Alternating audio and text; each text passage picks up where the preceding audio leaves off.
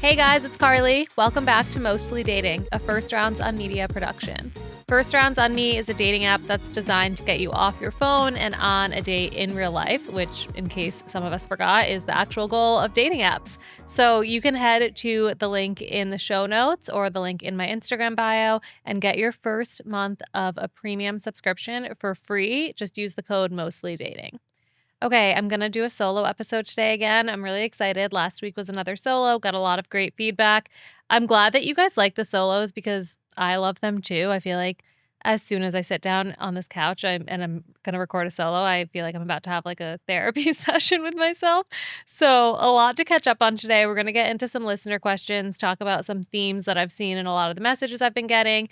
I always like to kick off my solos when I remember with things that I'm loving. So, one of the things that actually came up recently on Instagram in an Ask Me Anything was my shower filter. And somebody asked me which one I like better, the Jolie shower filter or the Canopy shower filter. And for context, this person asked me this question because they read a comparison article that I wrote for Mind Body Green. For those of you who are new, I also am a writer and I review wellness products. So, like, I'm a product expert in the wellness space. I am testing and reviewing everything. I reviewed the Jolie 2 years ago on its own, and then I reviewed the Canopy shower filter. Since then, I've tested like 4 or 5 other shower filters. There's been like so many popping up in the space. And then I did this review that this person was referring to that was like comparing the Canopy and the Jolie because they are by far my 2 top picks so far. I'm testing a different one right now. We'll find out to be determined. But when I'm comparing the Jolie and the Canopy, and first of all, just like a little backstory of why you would want a shower filter. And I promise this does tie in with dating because having shiny hair and glowy skin and just like feeling healthy and feeling good about yourself makes you feel confident, makes you show up better on dates. And I fully believe, again, for like the thousandth time, that all of these things are connected together. So for a long time, I dealt with like some issues with my skin, but I always had these little things that annoyed me. And then I did have one period in, I would say, like my late 20s where I did start having like acne, which was so strange because I never had that before. I would get like a breakout here and there, like pretty regularly, maybe like around my period or just like certain times of stress or different things. I would get a couple of pimples, but at this time it was like really bad. Like I was breaking out all over my chin, all over my forehead, all over my cheeks. Like it was just like, and they were like painful, kind of like hormonal acne. I did find out that like a lot of it did have to do with my hormones being out of whack. But ever since then, for whatever reason, I have like still had some mild rosacea. And so my skin will get like really red really easily. It's pretty sensitive now. It's like it gets irritated from like I can't use vitamin C serums. If anybody has one that's like a mild, gentle one for sensitive skin, please tell me because anytime I use one, I get like these like bumps all over my face and like redness all over.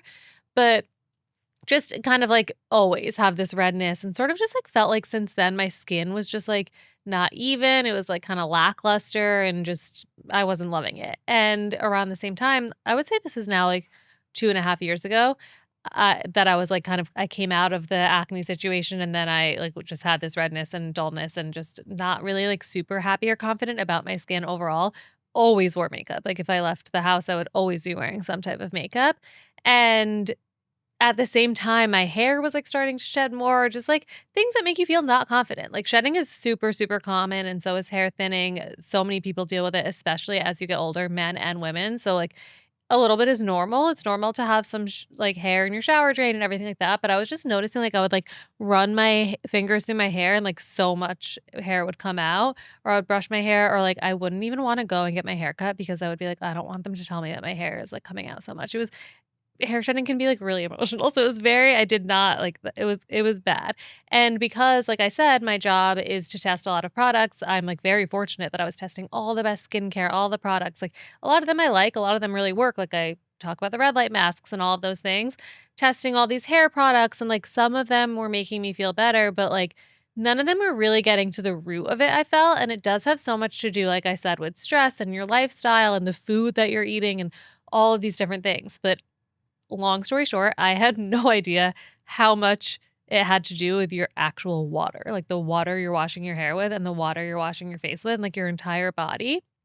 So about 2 years ago, over 2 years ago, like 2 years ago, Marchish. So yes, 2 years ago, I learned about the Jolie shower filter and I installed it in my shower. It looks just like like it is a shower head. It's a filtered shower head is what they call it. So it looks like your shower head, super easy to install. You can literally just like unscrew your shower head, which by the way, I had no idea. I thought it was like I would need a plumber, but you can unscrew your shower head. You just screw it on. There's like some plumbing tape. It comes with a wrench, like a tiny cute little wrench, and that's all you need. Like I invited my boyfriend over to do it for me. It was like early on in when we were dating, and I was like, "Oh, I need you to install this for me." And he did it in like 30 seconds and I could have easily done it.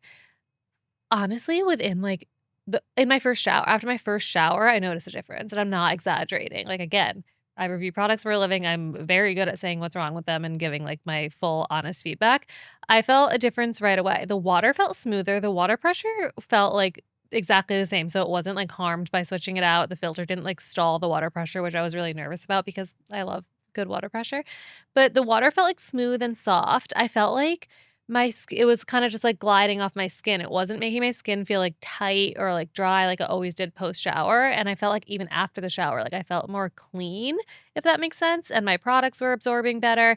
It was great, like, all over my body, I felt a difference. My hair, like, I feel like took, like, a little bit more time. Like, that first time I blow dried it, I could tell, like, "Oh, it's a little bit shinier," but I think that, like, damage takes longer to reverse, so, like, after a little bit more time, probably, like, a month or so, I noticed it was, like, just feeling so much healthier and it wasn't falling out as much, and it was, like I said, just, like, looked, like, shinier and glossier and, like, fuller, and same thing with, like, the skin on my face, and so it got to the point where, like, I didn't even want to wash my face in the sink because at night, like, if I I don't know, probably a lot of women relate to this, but, like, you usually wash your face if you don't shower at night, you wash your face in this bathroom sink, so because I had seen such a difference washing my hair and washing my body in the shower with the shower filter, I was like, "Ew, there's probably so much gross stuff in this, like, the water in general. I don't wanna wash my face in the sink. If I did, I would notice it was, like, tight, it was red, all that stuff." So, like, I started turning on the shower every night, like, just to wash my face. Like, all this is to say that it is a very, very, very effective product, and since then, there have been, like, a lot of studies that have come out that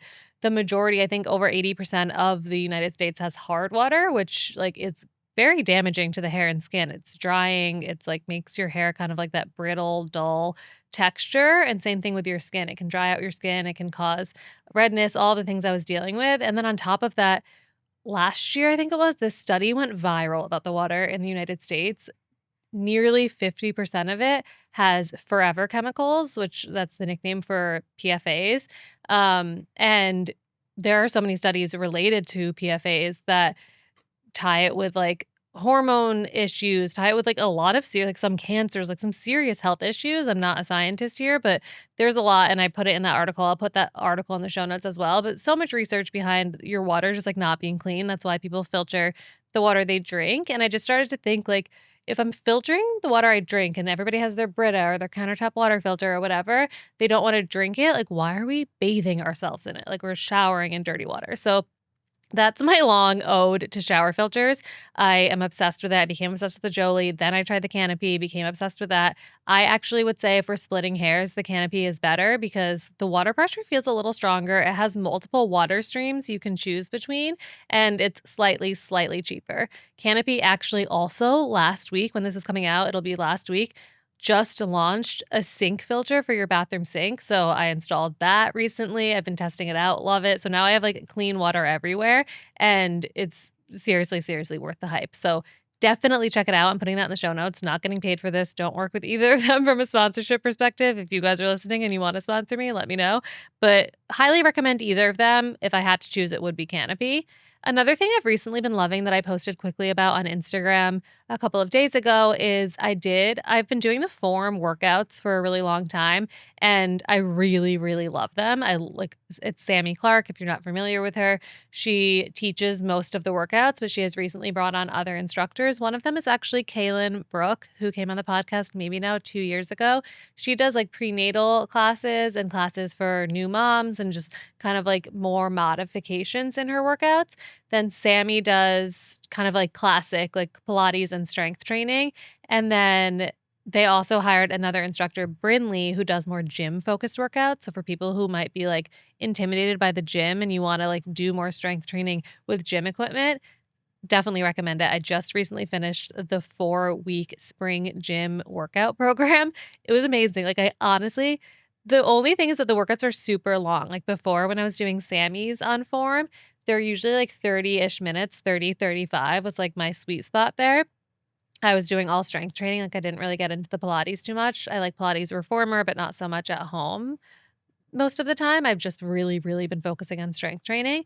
So I was in that 30 to 35-minute sweet spot, and then I started doing the spring gym program and using all these, like, machines and equipment in the gym in my boyfriend's building. I can't even tell you night I love Sammy's workouts still, but I think I just was not pushing myself with, like, increasing the weight as much. This, I was, like, lifting all of the amounts that Brinley recommends. She puts, like, recommendations for the weight amounts.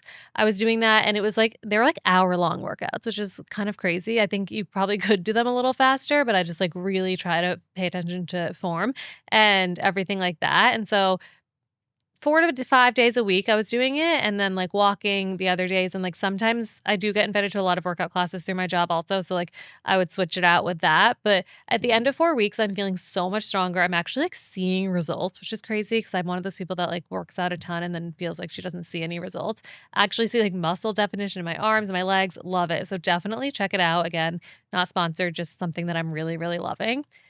And another thing that I really wanted to talk about in this intro is a recent pattern that I'm seeing in the messages that I'm getting and the questions that I'm being asked is this topic that actually came up a couple of weeks ago in our episode with Alana Dunn from Seeing Other People. So it was a question from the girl who felt like her boyfriend didn't seem genuinely interested in getting to know her. I This is like the most feedback and responses that I've ever gotten from a question through the DMs. So many people on Instagram are DMing me about this, and it brought up so many different topics. So it kind of like brought up a topic that I've talked about before, probably more on other podcasts that I've been a guest on than on here, but that I'm like I would love to talk about for a minute because a lot of people kind of felt like or they were bringing up the topic of not feeling seen or not feeling heard in their relationship or even just like in life in general. And I genuinely think that not feeling seen and not feeling heard are two of the biggest red flags that a relationship is not right. And of course, with the caveat that like you could work on it and you could get to the root of it and do all the things to like figure it out and then like repair the relationship. But those two things, feeling unseen and feeling unheard, are like relationship killers. I will say that right now. And in my experience, not feeling seen and not feeling heard go hand in hand with like just not feeling like your authentic self or feeling like you're not living the life that you want to be living or being the person that you want to be. And I talk a lot on the podcast about how we attract people who reflect the qualities that we have. And I think that that happens for a reason. I think that that happens because these people are brought into our lives to sort of be a mirror to us and show us the things in ourselves that maybe we need to work on or that like are kind of holding us back. And sometimes that mirror is like a gigantic magnifying glass and we still don't pay attention to it. So I think if you feel like you're attracting relationships or friendships or situations where you feel unseen or unheard, or like this person who asked that question misunderstood, like your partner doesn't fully know you or doesn't even isn't even interested in getting to know you, I would encourage you to really think about like whether you're letting yourself be seen. And it's honestly, it's something that I've struggled with too. And thankfully, not in my relationship that I have right now, but in past relationships and sometimes around certain people and in certain situations. It's like that feeling that you have to like shrink a little bit or you have to put on a shell of armor or like a mask to really show up as the person that that other person like wants you to be or even expects you to be. And it's like, especially when you're around people from your past or people who have known you for a long time and they just expect you to be that same person that you like always were, but maybe you're not that person. And I think we all need to stop showing up as the person that we think the other person wants us to be or they expect us to be and show up as the person that we want to be and that we are now. And I think that that can feel scary in certain situations, even with people who are like your best friend or like I said, who have known you forever. But somebody who is like a friend isn't someone who will only like you if you show up as the person that they expect or the person that they want you to be. It's somebody who loves you the way that you actually are And they can only get to know that person that you are if you're showing it to them. So like a lot of it is on you and it's on us and like those of us who like who if you're relating to this, a lot of it is on you because we hold ourselves back from showing up as the authentic version of ourselves in dating, at work, in friendships, just in life in general. And I think that the people, or I know that the people who are meant to be in your life and are who gonna and who are going to make your life the life that you want it to be are going to love that like authentic true version of you and you're going to love that version of you too. So it's something to think about if you have like a lack of confidence or just like a lack of self-love or if you feel self-conscious on dates or you feel like you're overthinking things in social situations like maybe you leave an event or you leave like a dinner with friends and you're like why did I say that? You're like thinking back to all the different things you said and just over analyzing it. I think a lot of those things are signs that you're not showing up as your authentic self or you're not feeling like your authentic self in general or you don't even know who that is because like you've been pretending for so long or it just like doesn't come naturally to you.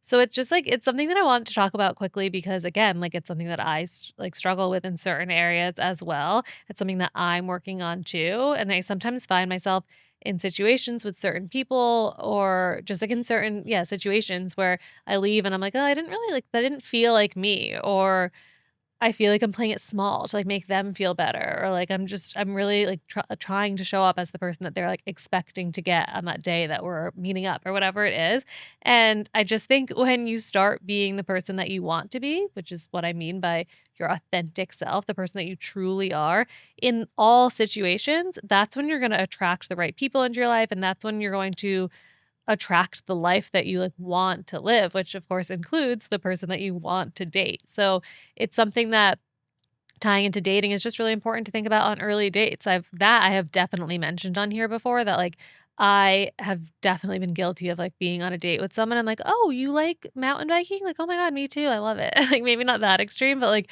even before I ever listened to podcasts, like, this was probably, like, 5 years ago or whenever podcasts were, like, first starting to be big, I was on a first date with someone who I was, like, really, really into and really liked them, and we did have, like, a lot in common, and I felt like we were really hitting it off, but he started talking about all these, like, podcasts that he listened to that were about, like, conspiracy theories or something, and, like, in general, I just didn't listen to podcasts, but I was just, like, really nodding along and saying, like, "Oh my god, yeah, me too, I can't wait to listen to that, like, definitely send it to me," and it's like, there's a difference between being, like, interested showing interest in the things that they're interested in, which I think is definitely important, and, like, pretending that that's also, like, your main interest or your, like, passion as well, and that's just, like, I'll say this, like, again and again on this podcast, but acting like somebody else, acting like somebody that you're not is, like, the quickest, easiest way to attract the wrong person into your life, and acting like your true authentic self and, like, flexing that like a muscle because it does take some practice to really, like, check in and, like,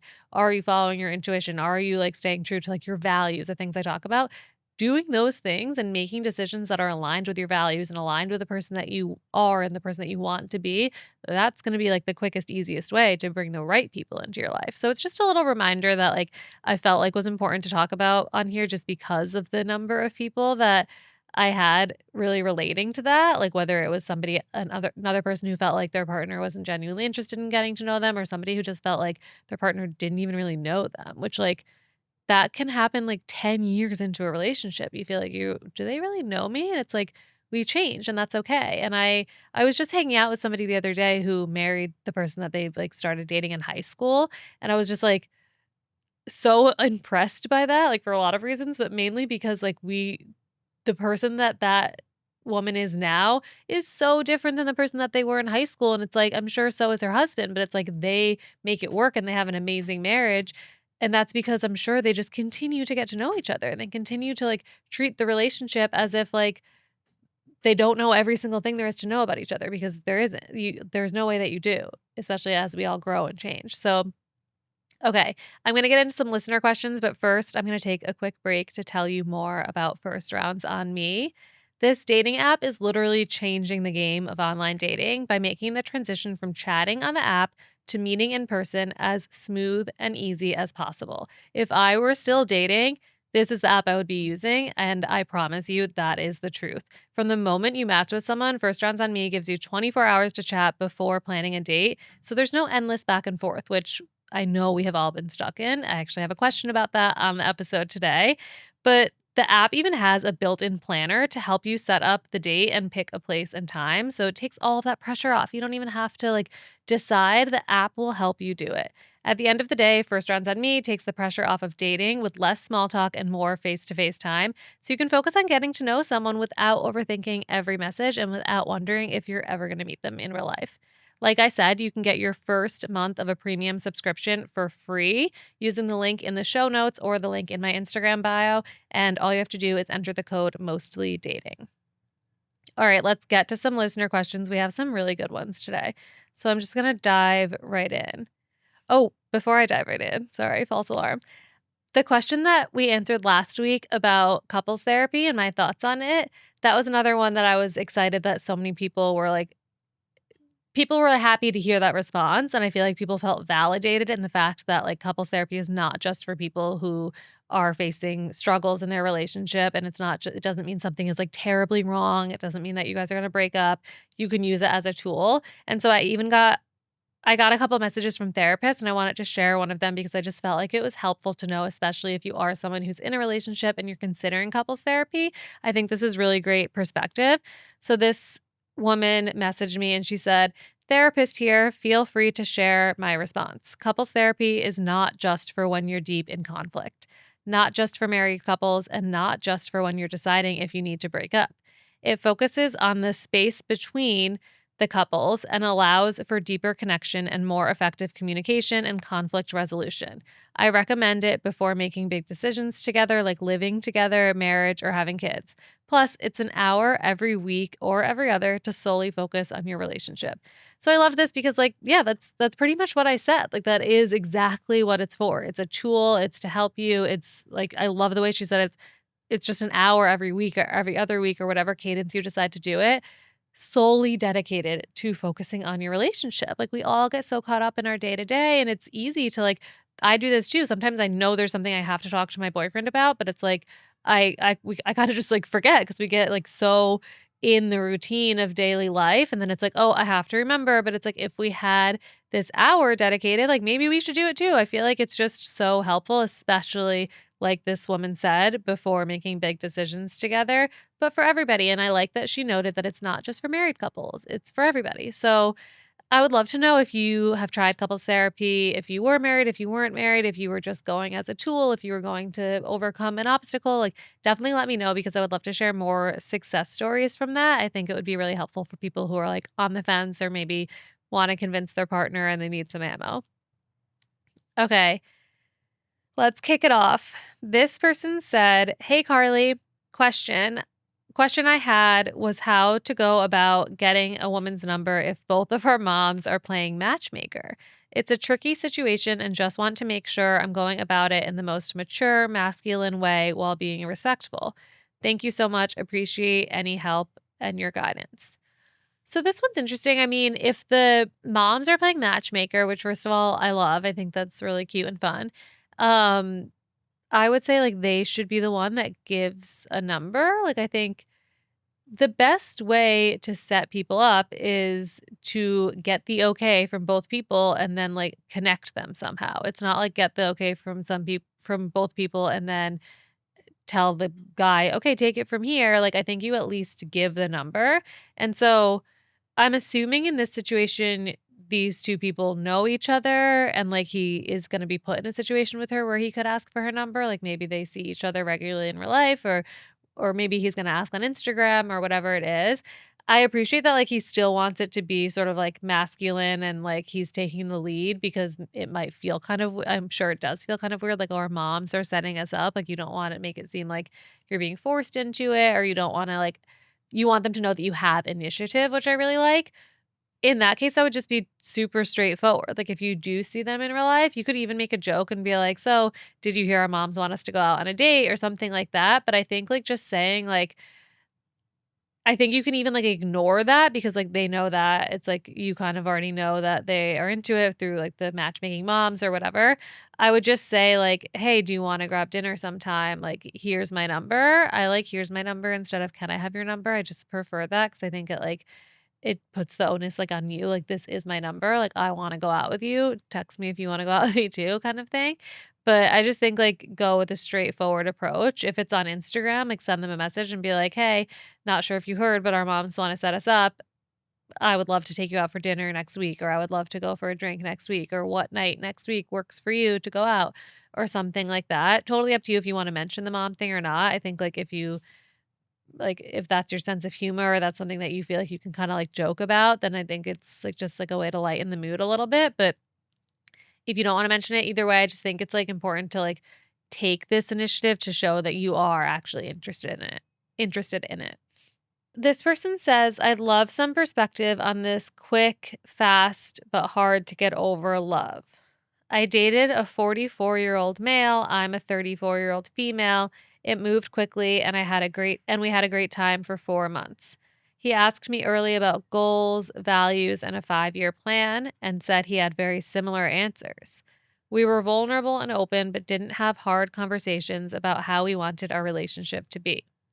Out of left field, he called me and said he had extreme anxiety and felt something was off, in addition to the fact that he thought the sex between us would get better.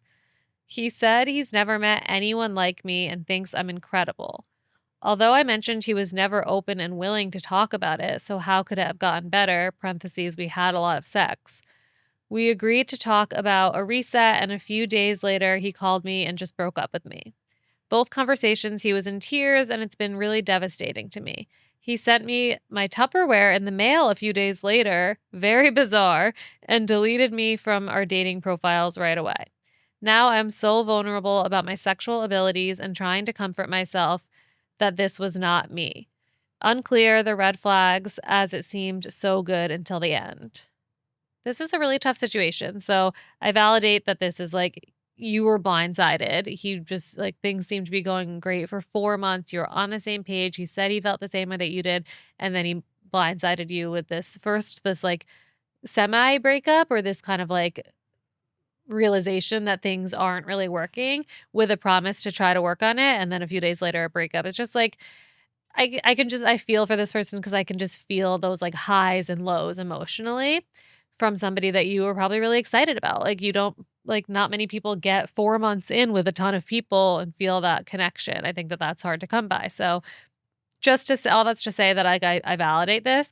A few things before I kind of, like, give my advice on what I would do. A few things that do stand out to me, and of course, like, this is, like, an outsider's perspective, it's, like, the hindsight situation, it's, like, I don't, like I don't fault you for not, like, seeing these things in real life or seeing them as it was happening, but, like, as an outsider, what I see that could be because she says she doesn't know what the red flags could have been. What I see that could have been the red flags, there are a couple of things. So, first of all, it's great that he was asking you early on about your dating goals and your values and your 5-year goal and everything like that. But I don't like the very first thing that to me I was like, "Ooh," like, ding, ding, like, alarm, like, I was like, proceed with caution, is the fact that he was asking you these things, and then he said he had very similar answers. So, he didn't tell you what he was looking for, he didn't, like, give any vulnerability to say, like, "These are my goals, these are my values, this is my 5-year plan." Instead, he asked you, and then he just said, like, "Oh, yeah, mine are aligned." I think that that is, like, a huge red flag. Again, don't fault you for not seeing it, or maybe you don't agree, but I think that that's a really big red flag, and I think it's something that happens and is overlooked very often in early dating or even in a relationship. Like, even if you're in a 2-year relationship and you wanna move the relationship to the next step and they're not saying anything, they're not telling you what they want, but then you say what you want and they're just like, "Oh, me too." Hopefully, it's, like, a little different in a relationship and you, like, know them well enough and you guys have that trust and that, like, relationship and that bond really built up that, like, they can just, like, be aligned with you and that can be true, but just either way, I think that somebody not, like, going the step of sharing how they feel and instead just saying they feel the way you feel is just like I just don't like it. It makes me feel a little bit cautious. It makes me feel like he's just trying to please you. It makes me feel like he's not even sure what he wants. And you said what you wanted. He likes you. He enjoys you. He feels like a connection with you. So he's just like, oh, yeah, I want those things too. It's kind of like what I said earlier about pretending I liked conspiracy podcasts. I just think that that at first is also a sign that, like, they might not be as emotionally available because they're not opening up and sharing. They're kind of just, like, going along with you for the ride while you're sharing. So that's one thing that I think, and she does say we were vulnerable and open, but didn't have hard convos about how we wanted our relationship to be. I think it's easy to think that the other person is being vulnerable and open when you are being vulnerable and open and they're like holding space for that. There's a difference between them like being a good listener and being kind of like there for you and like assuring you as you share and as you're open and you're vulnerable, and them like also doing the same thing. So that's something I would look out for in the future as well, is like, I'm opening up, I'm saying what I want, I'm being vulnerable. Are they? And she's even saying, looking back, they didn't have hard conversations about what they wanted their relationship to be. So this to me is like not as surprising because I do think it's common. And even like I would give the advice to do this is like talking very early on, like first few dates, about what you're looking for without really like relating it to the other person, just to kind of like give them that data and share that information and like show them that you're here for a serious relationship or whatever your dating goals are before you have to tie it to them. We also talked about that in the episode with Alana. So I think that that's like that would be normal if this had been like a 2-week or 3-week relationship. But if it's been it was a 4-month relationship and you didn't have any of those, what she calls hard conversations about how they wanted their relationship to be, I do think that those conversations should start coming up at least by like date 5 or so. I also have a post on Instagram that's like everything you should know by date 3, everything you should know by date 5, the things you should know before defining the relationship and those kind of like milestones. There is a 3-month one. So I would be curious for this person to see that and to look at it and maybe think like, oh, wait, yeah, I didn't know these things, or I wasn't feeling in that place, or I wasn't feeling as secure uh, as like I should have at that point. And so I think that those are things to like really, really consider. I'm going to pull up that post in a second, actually, so I can kind of go through what I think those things are by 3 months. This is 4 months. So like, I feel like you definitely should have been at that point.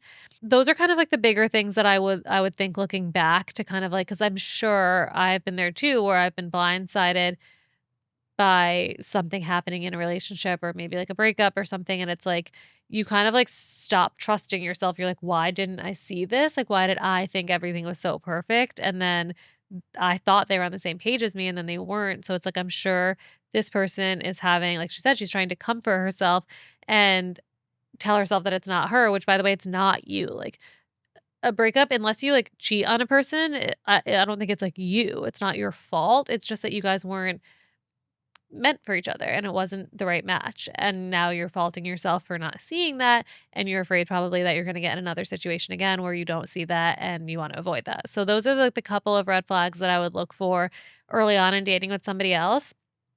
The last thing to mention before I pull up that post is the sex thing. And that just like makes me roll my eyes. Like, yes, I feel so bad because that's like probably really difficult to hear. But like, him thinking that your sex wasn't great doesn't mean that you're, quote, like, bad at sex. It just means that you 2 didn't have good sex together, or, like, it just wasn't, like, a good connection in that way. Like, just like not everybody is, like, we're not everybody's cup of tea, like, emotionally or just, like, for dating in general. Like, it's just, like, not everyone's gonna mesh together with sex. And, like, I also do think that having good sex takes, like, a lot of communication. And you said you guys weren't having the hard conversations about what you wanted the relationship to be. So I can bet $1,000 that you weren't having the hard conversations or maybe uncomfortable conversations about how you wanted your sex life to be. And so honestly, I fault this guy for like not being pleased in that area and not bringing it up. That's like seems to me more so something that like women tend to do, but like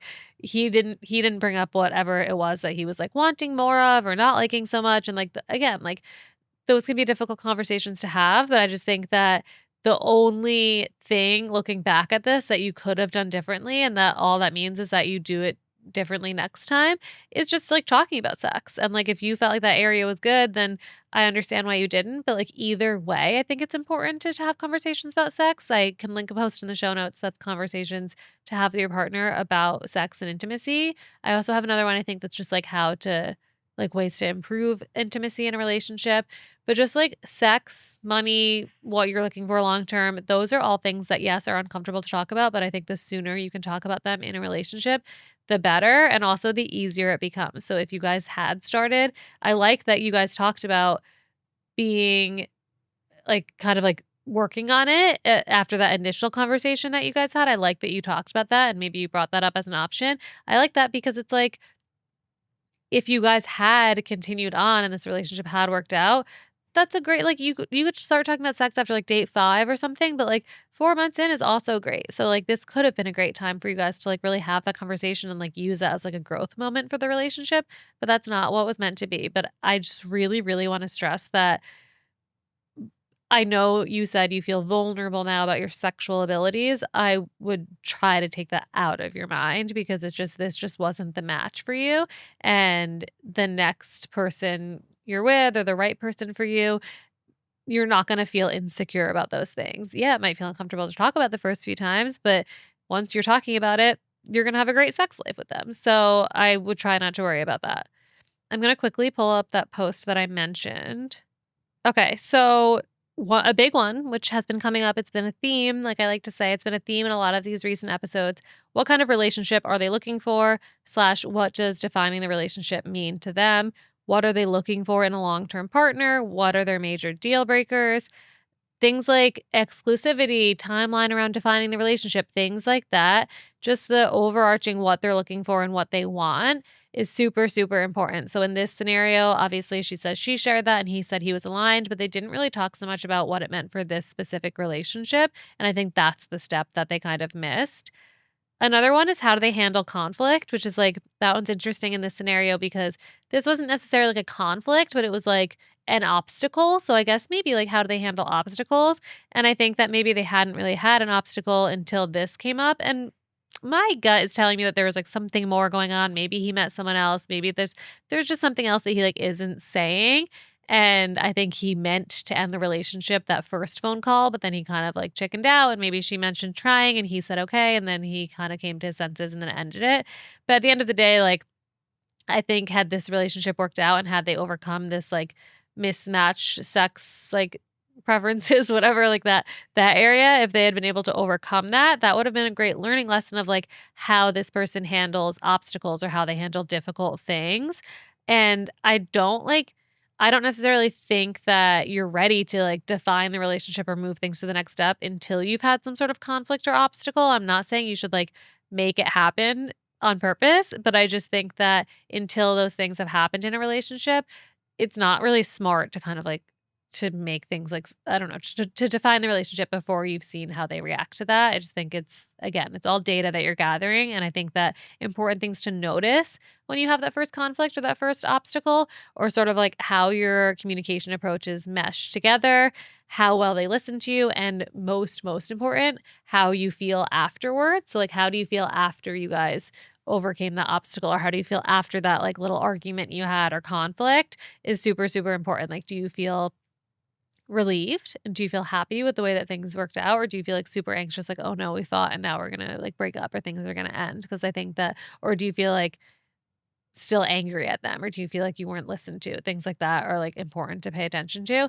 Another one is what are their values? So again, it sounds like she shared hers and he kind of said his align, but super super super important to know their values and to know that they align.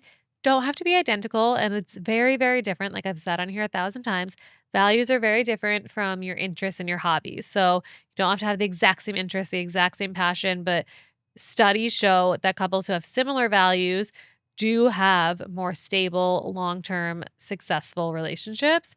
And I will caveat on here again that if you don't know what your values are, you're not alone. I used to have no idea what mine were. I made like a giant list in this whole exercise I went through to figure out what they were. Have a post on that I will link. I also have a post with questions to ask to figure out their values that are not just, hey, what are your values? So I'll put that in the show notes as well.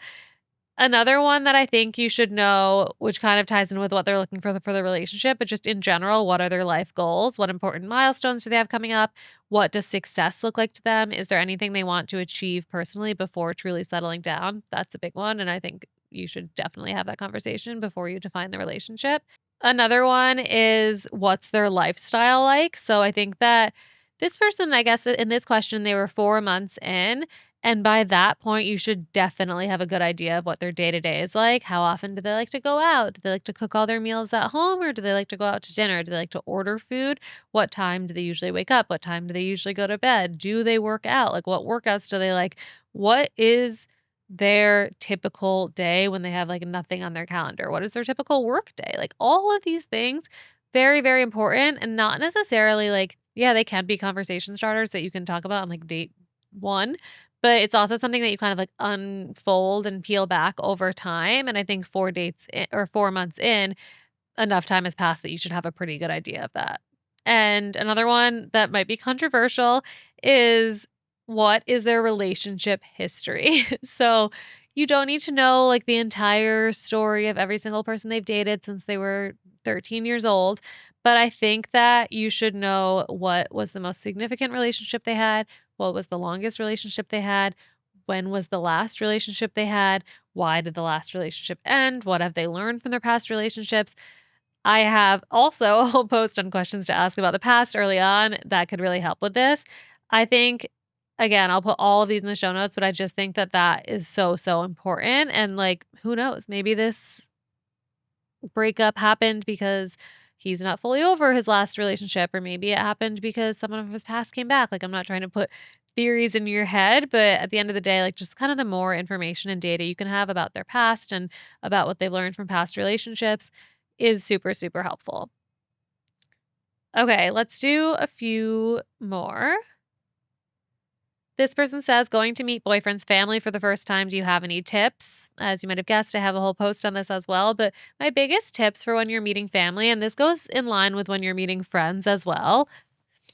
My biggest tips for that are, first of all, like, talk to your partner to learn, again, collecting data. Learn as much as you can about, and you don't have to like make flashcards, but learn what you can about the people that you're meeting. So whether that's the family, whether that's the friends, learn just like some little details about them. Like, oh, is that person super outgoing? What does that person do for a living? What are some of their interests? Like, how, like, just in general, like, what are some topics they like talking about? Just small things like that are super, super helpful. Don't like study it and like obsess over it, but just going into it, say you're meeting his parents and you find out that his mom is a doctor or his dad is an accountant. Like, you just like find these little pieces of information. Like, you can mention things about their work, or you can mention things about, maybe you find out that his dad loves to cook. So like, you can ask them questions about recent meals that they made, or his mom loves TV and it's like, "Oh, what shows are you watching?" All of those are like pretty safe topics to talk about in general, but just like little, the more information you can have going into it, I think the better. It'll make you feel more comfortable, and it'll give you sort of like a backlog if your mind goes blank and you don't have anything to say. On that note, I think it's important because if and so this says meeting the family, so that could mean like parents and siblings, or maybe it's a big family thing, a small family thing, whatever it is. You, not to like stress you out or make you nervous, you are definitely like the focal point of this. If the point of it is like them meeting you for the first time, or even if that's not the point, but if it's something and you haven't met any of them yet and you're going to it as a guest, you're going to be asked a lot of questions. That's a fact. Like, the people will ask you a lot of questions, and I think that one thing that I like to, like, advice that I like to give in those situations is like, you should ask questions too. People love being asked questions. There are studies done on this that people like people more when they ask questions. Like, that's another like fact that I love because I think it's super interesting, and it kind of ties to the fact that like people like to talk. People like to talk about themselves. People like to share about themselves. People like to, full circle with the beginning of this episode, people like to feel seen and heard and like interested in. So definitely ask questions as much as you're being asked questions. And that will make people, that'll just like give people a good vibe and make people feel good after being around you, which is like all we want. If we want someone to like us, like, we want them to feel good after being around us. And so have that bank, whether it's related to some things you've learned about them or just like safe topics. So safe topics in general for me are like I said, TV, books, travel, maybe like, their job kind of, but I feel like I would, like, if you can stay away from the job, even though I gave that as an example, mostly focus on things that you would read in, like, a lighthearted section at, like, the culture section of, like, a magazine. Like, don't talk obviously about politics, don't talk about, like, the weather because it's so boring, but just talk about things you that are, like, universal: TV, books, travel, things like that. And I think that that's gonna be really helpful. I also think, like, in terms of just, like, day of feeling more confident and feeling more relaxed, wear an outfit that you feel confident and comfortable in. Make sure that you, like, asked your partner a little bit about, like, where you're going, like, if you're going to a restaurant or, like, if it's an event, like, "Oh, what are other people gonna be wearing?" Like, you can ask those little questions so you feel prepared. If you're going to their house, definitely bring something. I think something super small, a bottle of wine, a dessert, something, like, unique to where that you're from, it maybe could be fun, or, I guess, like, a candle, I would probably stay away from that, but just, like, little hostess type gifts like that. And good luck, that sounds really fun, and it's an exciting step. Alright, let's do 5 dates in and there's been no kiss. I'm not entirely upset, though. Is that a bad sign that I'm okay waiting? I mean, it's not a bad sign, it's like, it depends how slow or how fast you usually take things. If it's if you're okay waiting because you're not attracted to them, that would be a different answer in my opinion. Like, I do think that 5 dates in there should be attraction, and I am all about the slow burn. I think it's so possible, but like I always say, there needs to be, like, a little flicker for it to burn from. There needs to be some type of attraction. So if you're like, "Oh, thank God he didn't kiss me tonight, like, I didn't wanna do that," like, then it's, like, probably not the best sign. If maybe you were, like, physically intimate early on in a past dating scenario and it didn't work out and you're kind of just, like, protecting yourself, then, like, that's totally fine. If if I were you, I would probably question a little, like, why they're not going for it, like, am I not if you are super interested in them and they're not going for the kiss, like, I would first try to be mindful of, like, are you showing that you're interested in them? Like, are you being flirty? Are you giving, like, nonverbal cues? Are you doing all of those things that I talk about when I talk about how to flirt? All of those things I think could be helpful if you feel like you're really into it and you don't know if they know that and maybe they're, like, being shy or reserved. But if there's not that, like, chemistry starting to build at 5 dates, I would say, yeah, that probably is a bad sign, but it's not a bad sign that you wanna wait to be, like, physically intimate or to, like, in general, I would say, like, 90% of the time, I would be really surprised that someone hadn't kissed 5 dates in, but I don't wanna, like, shame someone if they're, like, a little bit more reserved with kissing. So probably not the best sign, but maybe it could just be something that you wanna, like, be mindful of, like, flirting a little bit more and creating that chemistry or building that connection or showing them that you're into it. If you're like, just not into them at all, then I would just say kinda, like, end it because you don't wanna drag something out past 5 dates if you know you're not attracted to them at all.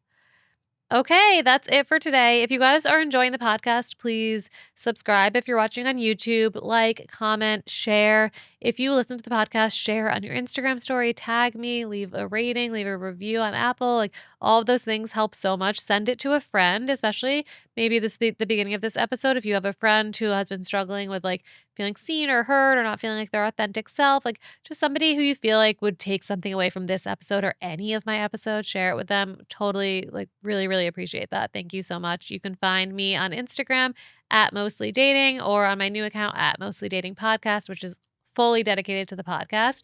You can ask a question on either account or you can send me an email to Carly at mostly-dating.com. All of that is in the show notes. Thank you again for listening.